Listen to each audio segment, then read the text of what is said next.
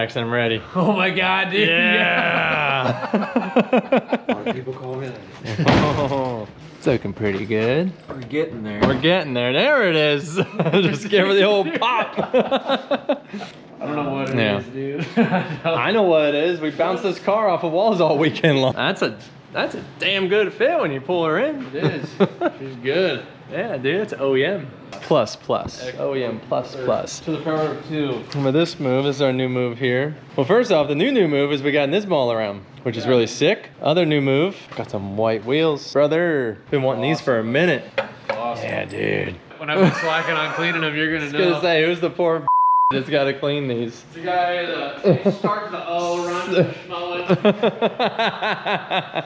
Yeah, so getting the car kind of finalized.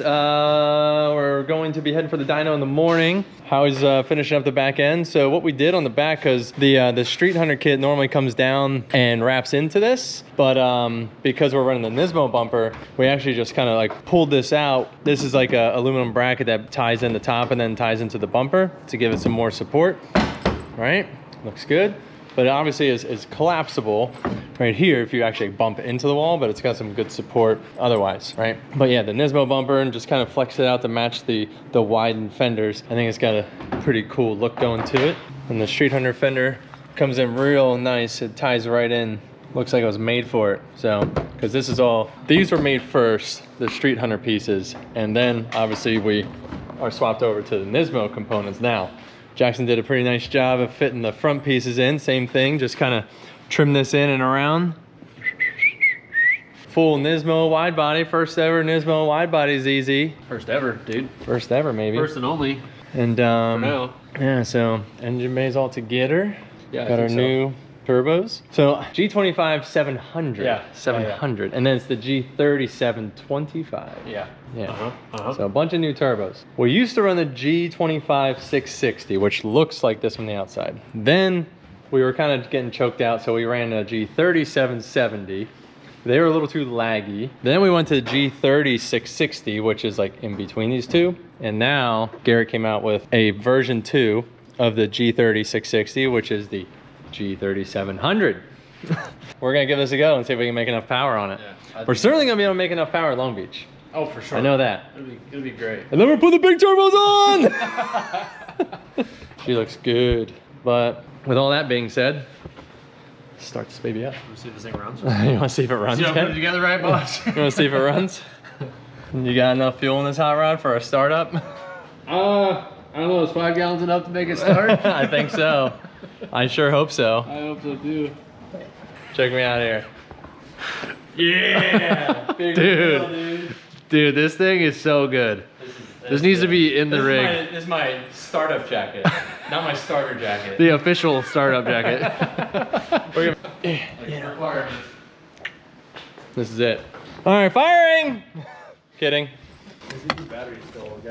Is this? Oh wait, is no, this? no, it's not dead. It's not dead. It's not dead. Yeah, it's not hooked up. No, it's not dead. It's just not. Yeah, it's just not plugged in. Yeah, same smart guy forgot to put it back on. Look at that. Batteries are supercharged. Batteries don't work too well when they're not plugged in. Yeah, we're gonna find this thing. Bring a motor. Yeah, I'm into it. That's why I asked. Yep. So what he's basically saying is we take this belt off and then we manually prime the oil pump with this guy. You put the chocolate on the gram. Yeah, we get a little juice flowing. I see a little weep out of it already. Looks like it's coming out of the dowel because I don't see it above it. Seemed like it was wet. Oh, it could be dripping off of that and then hitting and landing there. Yeah. Okay. There is. Pro move from the bottom. Use the sway bar. Yep, as your leverage. Your guide. Oh yeah. All right, so see, he's spinning that guy, and we come over on yonder. We got 7 PSI. Come on. Oh, you got a ripper, dude. You gotta get a good zing before she starts pumping. You got it. Oh, hang on. Hang on. You didn't, you gotta turn the ignition on. The dash stays on, but the sensors don't change. Fire it up! Wow! Yeah! Pressure! Yeah, you're good. You're good. You're good. Settle down. Okay. I'm like, how is it still just reading 7 pounds? How is it still 7? It's been a minute, okay? Dude, you know what else I'm super stoked on? My sunglass holder. Oh, I saw that. Look at that, dude. Slide it in there. All right. Ready when you are. All right, firing.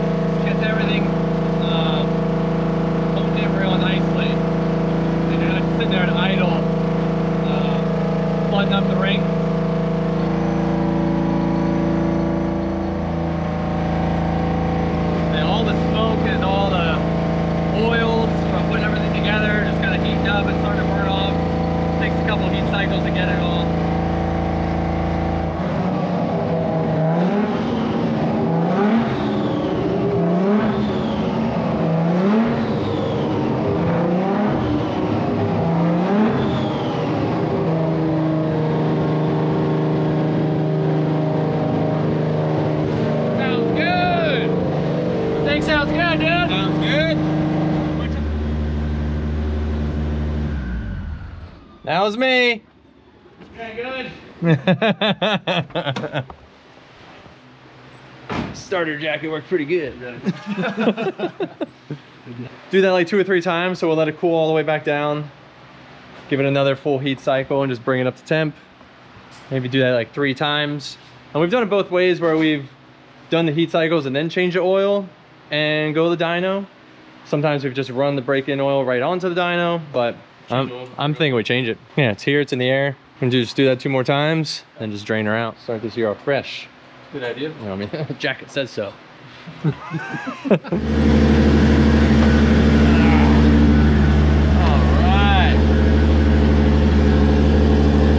Temps are good. Pressures are good. Car sounds sick.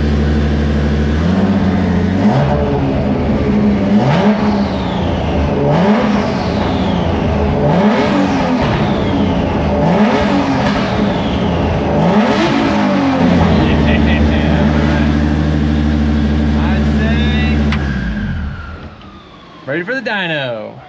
All right, it's dyno time. So Jackson's got the car all together. We got the Wisefab on the front. He said he already had to do a little trim or two to get it to clear because it is a little wider up in the front than our old kit, you can tell. So engine's all warmed up a couple times. Got a nice Mobil 1 oil change on there, and we are gonna hit the dyno now. Let's do it. I think the wheel's not straight. Yeah, because it keeps steering.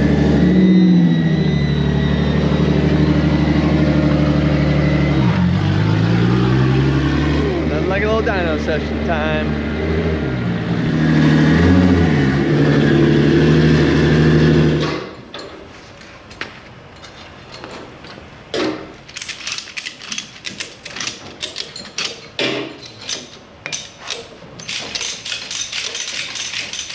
And that is how you load a car on a dyno to not spin tires.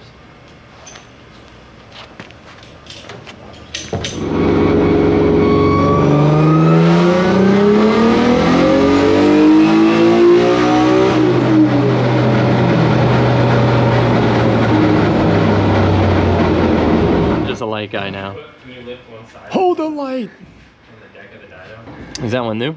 That one should have been new in Salt Lake City. Okay. Well, if we have a solenoid, let's plug one in. So we did cam sensor. We did solenoid. Then we checked. One of these was torn in Salt Lake City. Replaced it, but we still left everything else to be changed. Got it. Okay. Let me and maybe we should do a solenoid. Alright. So now we are going to try to zero the cams out. So we are unplugged. Yeah, I mean they're unplugged anyway, so we're gonna zero them out, see if the noise goes away, plug them in, see what happens. And if it comes back, then we'll change them. Yeah, I'll fire it he'll set, you know, he'll calibrate them, and then they'll plug them back in. I'll let you know when. I'll give you like a thumbs up to plug them in.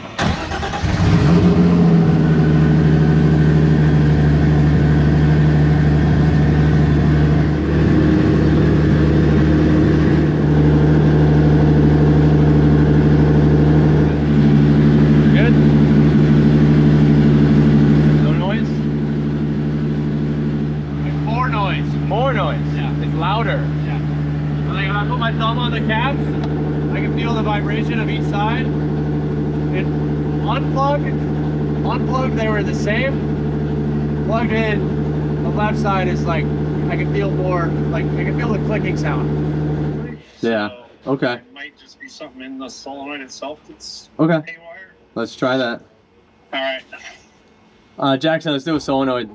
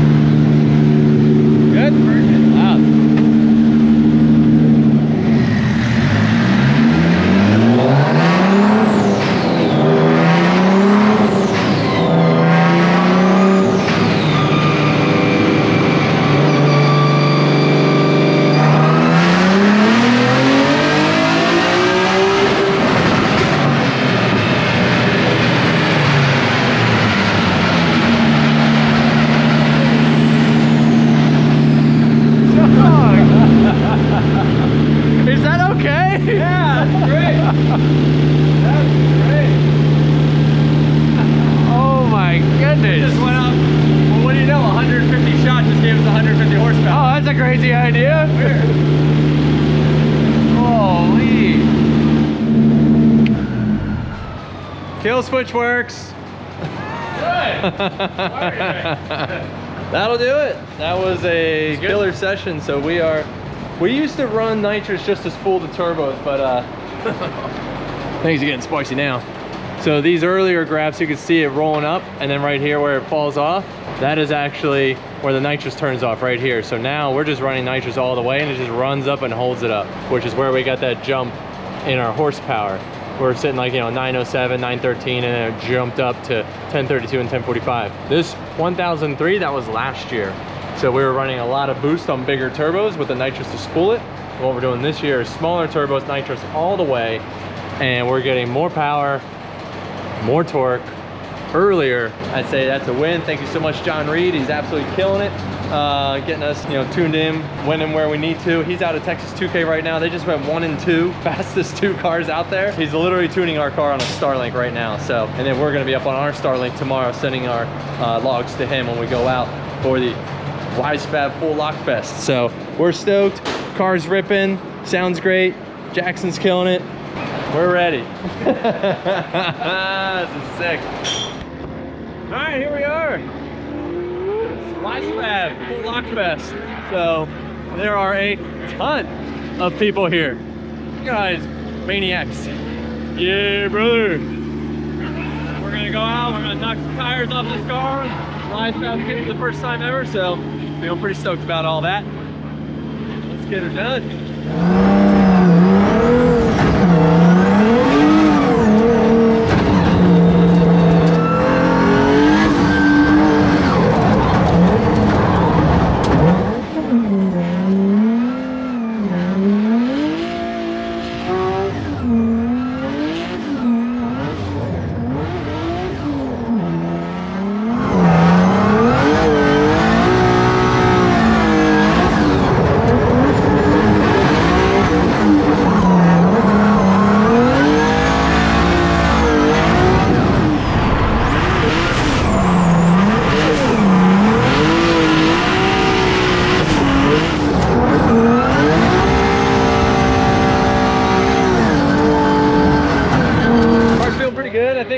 to adjust the Ackerman a little bit since we have that ability. But now we're going to change these spacers, and now we will have more Ackerman into the car so that the wheels are not so parallel, which is what I'm used to. So we want to try it both ways and see what like better.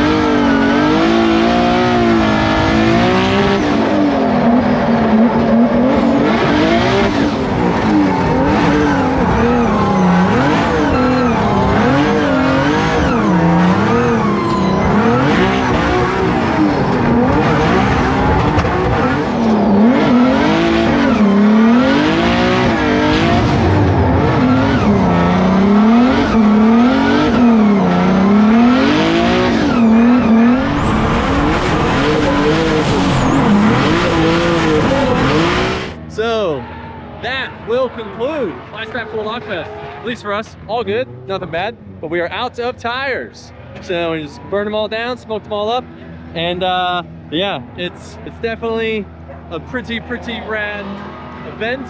Feeling really good about the car. We made some Ackerman changes. We made some alignment changes, and played around with our new BC shocks. So everything has been just fantastic. So car's absolutely shredding. We got some good data. Our new oil pressure kill came into effect today. It was just the car got warm, and when it gets warm, it gets a little more stumbly, and the oil pressure is obviously low. And so when I went to take off, you know, the RPMs dropped a little bit, the oil pressure dropped a little bit, and it thought it was dying, so it killed the car. So I was like, oh, well, I guess that works well. So that was a good thing. Accidental test on that, but otherwise, super rad day. Later, man. Yeah, super rad day. A lot of awesome people here, a lot of fun times. A bunch of pros, bunch of local people, some pro spec guys, some of the hot pit guys. It was actually like a really widespread event. A lot of different people. So we are gonna pack it up, head it out. That's this hot rod, ready for Long Beach.